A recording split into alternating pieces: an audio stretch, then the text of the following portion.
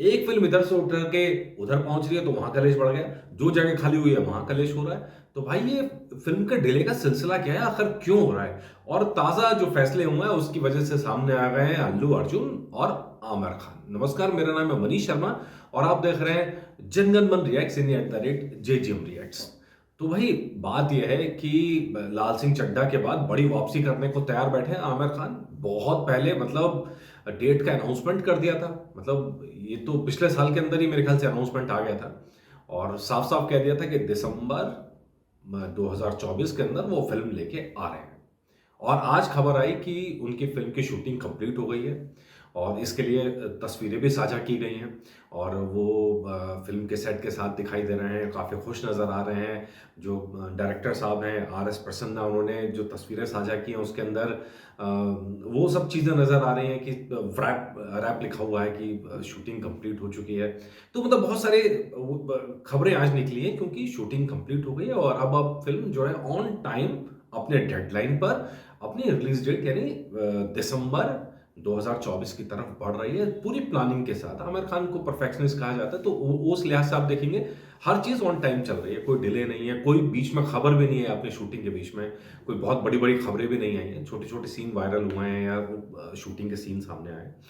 अब कहानी क्या है, जिस जिस फ़िल्म के लिए, जिस स्लॉट के लिए तैयारी साल भर से जारी है, उस स्लॉट पर अब दावा ठोक दिया है अल्लू अर्जुन की पुष्पा 2 ने। अब पुष्पा 2 का तूफान आने वाला है, ये आप भी जानते हैं, ये हम भी जानते हैं। हम तो इंतज़ार कर रहे थे भाई अगस्त के अंदर ये तूफान आएगा और मतलब कहर ढा देगा। लेकिन हुआ क्या? अगस्त के लिए तूफान के लिए तैयारी में पहला गाना रिलीज़ किया गया, टीज़र रिलीज़ किया गया, दूसरा गाना रिलीज़ किया गया। लेकिन यहाँ से तूफान आगे निकल गया भैया और तूफान ने कुछ नहीं किया है यहाँ पे। यार ये चीज़ मेरे हज़म नहीं हो रही है। मतलब हो सकता है अगर आप पुष्पा फैन्स हो, अल्लू अर्जुन के फैन्स हो, तो आपके मन में भी ये सवाल है अरे आखिर हो क्यों रहा है? जब आपने बज़ क्रिएट कर दिया, जब पूरा का पूरा माहौल इस समय पुष्पा 2 के पक्ष में खड़ा था, तो उन्हें फ़िल्म डिले करने की ज़रूरत क्या थी? पोस्टपोन करने की ज़रूरत क्या थी? इससे फ़िल्म को कोई फ़ायदा नहीं पहुँचने वाला है। लेकिन क्या करें, तैयारी पूरी नहीं है। अब यही वजह है जो डायरेक्टर साहब सुकुमार हैं, उन पे सवाल उठ रहे हैं। और अब वो सवालों की घेर में और खासकर जो अल्लू अर्जुन के फैन्स हैं या पुष्पा के फैन्स हैं, वो सीधा-सीधा सुकुमार पर सवाल उठा रहे हैं कि भई ये हो क्या रहा है? आखिर क्यों? आखिर क्यों टाइम से चीज़ें पूरी नहीं होती हैं? तो अब उसमें कहा कि पिछली बार भी ऐसा हुआ था कि कई सारी चीज़ों पे रीशूट की वजह से जो यूएस जो प्रिंट गया था उसमें ऑडियो ग्लिच रह गए थे टाइम की कमी की वजह से। भई सवाल उठ रहा है, बाहुबली थोड़ी बना रहे हो यार। इतने वीएफएक्स थोड़ी हैं जो जिसके लिए आपको इतना टाइम लग जा रहा है। अभी तक बहुत सारी शूटिंग पूरी नहीं हुई है। शूटिंग पूरी नहीं हुई है इसका मतलब ये है कि फ़िल्म टाइम से आएगी नहीं। तो ये सवाल तो अब सुकुमार साहब पे बनता है कि भाई डिले क्यों? यही हमने सालार में देखा था डिले पे डिले, डिले पे डिले, कोई चीज़ टाइम पे नहीं हो रही थी।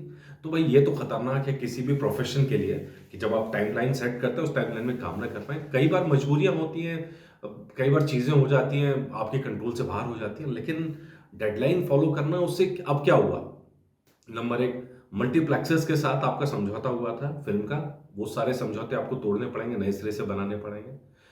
मल्टीप्लेक्सेस आपको जगह देने को तैयार बैठे थे। अब क्या होगा? आमिर खान की फ़िल्म के साथ क्लैश होगा, तो वहाँ टक्कर होगी अब सीधी-सीधी। अब वहाँ देखना पड़ेगा कि कितने मल्टीप्लेक्सेस पुष्पा को देंगे और आमिर खान को कितने देंगे, क्योंकि आमिर की भी कमबैक फ़िल्म है।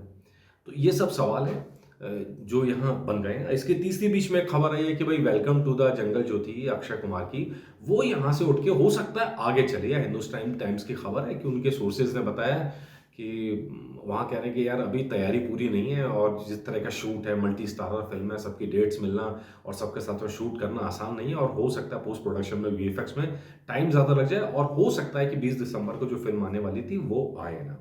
तो अहमद खान फ़िल्म को डायरेक्शन कर रहे हैं, यहाँ पर भी रवीना और अक्षय की जोड़ी 20 साल बाद नज़र आने वाली थी। तो ये अब यहाँ पेच है कि ये तो अभी बहुत अर्ली है कि बहुत 6 महीने पहले से इनका तो कोई ऐसे कोई चीज़ें लॉन्च नहीं हुई हैं, प्रॉपर्टीज़ कहते हैं इसको, प्रॉपर्टीज़ लॉन्च नहीं हुई हैं, प्रमोशनल प्रॉपर्टीज़। तो अब आगे जाएगी फ़िल्म ये तो ये सवाल है कि क्या ऐसा होगा? एक तो क्वेश्चन मार्क भी है। खुद हिंदुस्तान टाइम्स ने जब रिपोर्ट छापी तो क्वेश्चन मार्क के साथ छापी है। वहीं जो अपने पास खबर आ रही है कि भाई ऐसा नहीं है कि अभी तक कोई ऑफिशियल अनाउंसमेंट नहीं है कि फ़िल्म आगे जाएगी।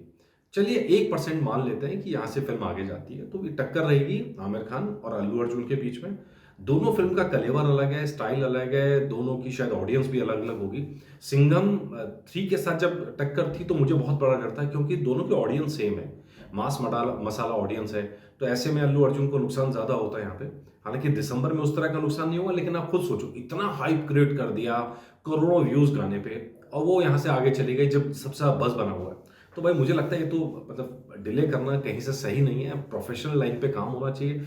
अगर आपको लगता है ज़्यादा है तो पहले से टाइमलाइन लेके काम करना चाहिए, थोड़ा एक्स्ट्रा टाइम लेके काम करना चाहिए, ताकि इस तरह की मारामारी ना हो। अब इसलिए पहले आ गई 15 अगस्त में, खेल-खेल में 15 अगस्त पे आ गई। ये जो स्पेस खाली हो गया, यहाँ सिंघम अगेन थी, उसने शायद इसी क्लैश से बचने के लिए थोड़ा आगे लिया। तो भाई ये तो बवाल होता रहेगा। वो जहाँ जाएगी वहाँ अनीस बज़्मी नाराज़ हैं कि भाई हमने तो इतना पहले डेट भूल भुलैया 3 की दे दी थी, अब वहाँ क्यों ले आए? तो ये कलेश जो है वो बढ़ेगा, कम नहीं होगा। इससे बॉलीवुड का या सिनेमा का, हिंदी सिनेमा का या किसी भी भाषा के सिनेमा का फ़ायदा नहीं होने वाला। बी प्रोफेशनल, आप पहले से टाइम लेके प्लान करें, वरना ऑडियंस भी परेशान होती है और पूरी की पूरी इंडस्ट्री पे असर पड़ता है। खैर, आपकी क्या राय है इस बारे में? आपको लगता है कि फ़िल्म वालों को थोड़ा और स्पेसिफिक होना चाहिए अपनी डेडलाइन्स को लेकर, मतलब हल्के में ना लें? जैसे सालार और डंकी का क्लैश, कितना गंदा क्लैश हुआ था पिछली बार। डंकी की डेट पहले से थी, सालार बाद में आई। नुकसान हुआ, दोनों फ़िल्मों को नुकसान हुआ वहाँ पे। कई बार दोनों फ़िल्मों को नुकसान नहीं होता है, लेकिन कई बार होता है। तो अब आपकी क्या राय है इस बारे में? क्या आपको लगता है कि प्रोड्यूसर्स को, डायरेक्टर्स को अपनी टाइमलाइन फ़ॉलो करना चाहिए और पहले से अनाउंस करके काम करना चाहिए? आप क्या कहते हैं इस बारे में? बताइएगा ज़रूर। नमस्कार।